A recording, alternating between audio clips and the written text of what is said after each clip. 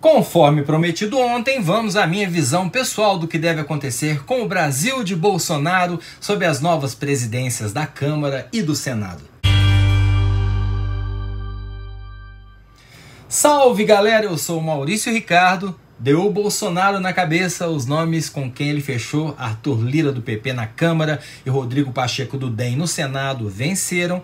E nós sabemos que fechou aqui é eufemismo. São os nomes que ele comprou. Ele está gastando 3 bilhões do orçamento com esses caras em plena pandemia. E aqui já cabe o primeiro esclarecimento para quem não está acostumado com esse tipo de negociação.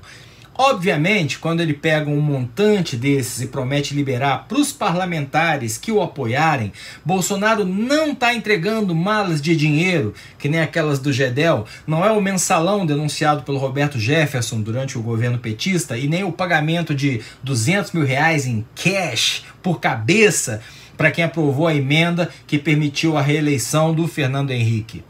Tô dizendo que a família da rachadinha e da milícia é honesta de forma alguma. Tô falando de interferência do executivo nas funções do legislativo, que numa democracia sólida jamais se operaria de forma aberta como acontece no Brasil, mas não é dinheiro em malas, é dinheiro para os caras aplicarem nas suas regiões e garantir suas reeleições. Se alguns ou muitos deles fazem rolo com os prefeitos, que por sua vez fazem rolos com empreiteiras e construtoras para devolver algum, é outra história. Uma história, infelizmente, mais comum do que parece. Mas emenda orçamentária ou destinação de verba extra, como é esse caso aí da oferta do Capitão Jair, em princípio não é crime se a grana não tiver atrelada a algum tipo de compensação direta para o chefe do executivo. Então, como a coisa funciona? Que tipo de benefício real tem o Bolsonaro? Acordos palacianos, acordos de gabinetes. Em alguns casos, a gente nem sonha em que nível eles se operam.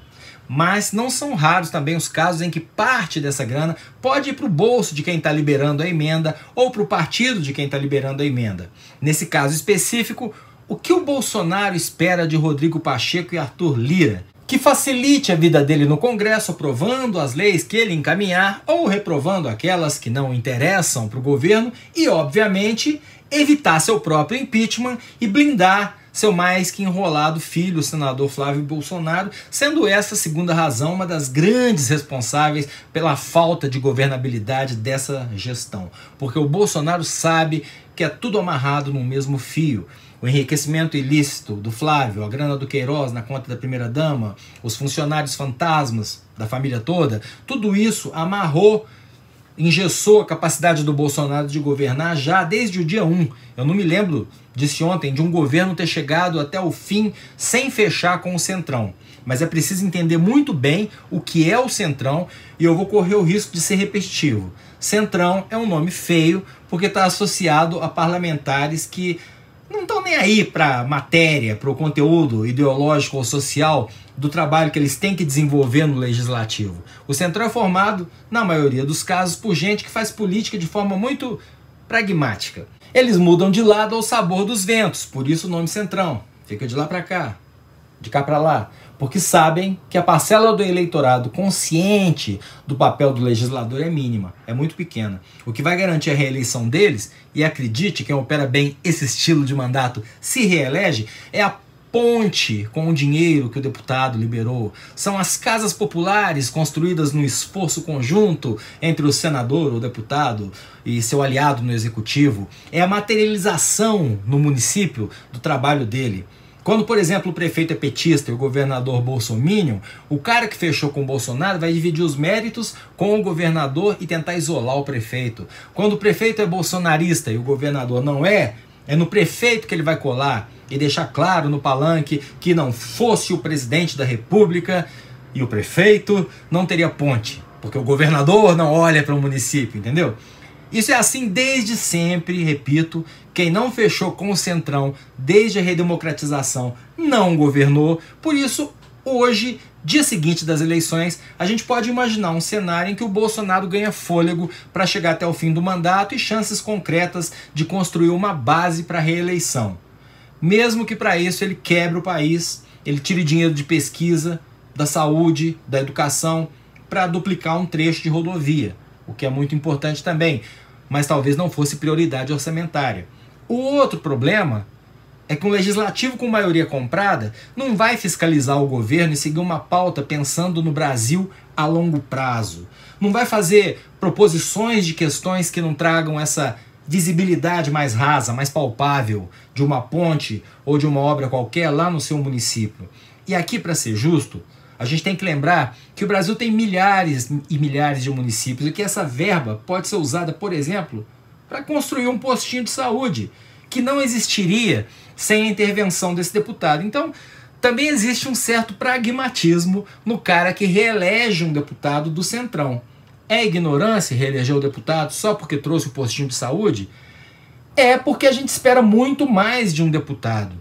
Porque, por exemplo, um deputado comprado não derruba um presidente nem se ele tiver a pior performance do planeta no combate a uma pandemia que já matou 250 mil brasileiros. Por outro lado, tem deputado que nem uma porcaria de um postinho de saúde consegue. Eu não sei, por exemplo, qual a grande contribuição do então deputado Jair Bolsonaro para o estado do Rio de Janeiro quando ele estava no Legislativo. Mas como ele passou décadas lá, alguma coisa ele fazia. Ou então a milícia dava o salve, né? Você que é do Rio que vai me dizer, para não ficar aqui só com o que eu leio na imprensa. Comenta aí. Então, voltando à eleição de ontem, hoje, Bolsonaro tem base aliada para se manter no poder até o fim do mandato e aprovar suas reformas ou o que quer que seja. Mas é hoje. Por quê? Primeiro, porque se ele não cumprir a promessa e entregar a verba, esses mesmos caras que estavam ontem se aglomerando e tomando champanhe com Arthur Lira, 300 pessoas, inclusive Joyce Hasselman, que tentou tampar a lente para não ser filmada, vão abandonar o Bolsonaro do mesmo jeito que apoiaram. E segundo, porque se a voz das ruas for alta demais, no sentido de que ele tem que ser deposto, não tem promessa que segure ele lá. Claro que a gente está falando num nível de desgaste nos moldes do desgaste da Dilma e do Collor, com menos de 20% de aprovação popular. Mas se o bicho pegar contra o Bolsonaro, se, por exemplo, a falta do auxílio emergencial ou a crise da pandemia derrubarem a popularidade dele para o chão, acabou para ele, com verba ou não. Porque um fato importante é que esses acordos não são assinados. Ninguém vai sofrer denúncia na comissão de ética porque resolveu retirar seu apoio do presidente. Quando muito pode ser expulso do partido se o resto do partido não estiver no mesmo barco. Isso é agridoce. É doce por um lado e azedo por outro. É doce porque a gente sabe que esse apoio é frágil. A voz das ruas sabe se fazer ouvir. E é azedo porque a gente sabe que se esses caras abandonarem o barco, é porque o Brasil afundou muito. Ou seja, está ruim e precisaria piorar. O que é impossível não sentir é o desânimo de saber que a gente tem um Congresso tão raso. Raso ao limite da irresponsabilidade. Porque Bolsonaro provou que simplesmente não tem estatura para presidir esse país. Quanto mais numa pandemia. E de quebra ainda existe o risco. Eu não acho que é tão grande, mas Bolsonaro não cansa de nos surpreender negativamente, não é mesmo? De acontecer alguma forma de tentativa de quebra da ordem institucional. Contra isso, a gente precisa estar bem atento. Tentativas de aumentar o número de ministros no Supremo para emparelhar de uma vez a justiça, criar mecanismos maiores de poder para o executivo, esse tipo de coisa que republiqueta de banana costuma fazer. Em resumo é isso. Deu Bolsonaro, Congresso de merda, esteja atento ao seu voto em 2022 e agora seja o que Deus quiser. Eu sou Maurício Ricardo, inscreva-se no meu canal, ative as notificações, deixe o seu like ou o seu dislike. Seu comentário é muito importante, ajuda todo mundo a pensar juntos. Estamos no meio de uma pandemia, se for sair, use máscara. Obrigado, obrigado e obrigado, profissionais de saúde.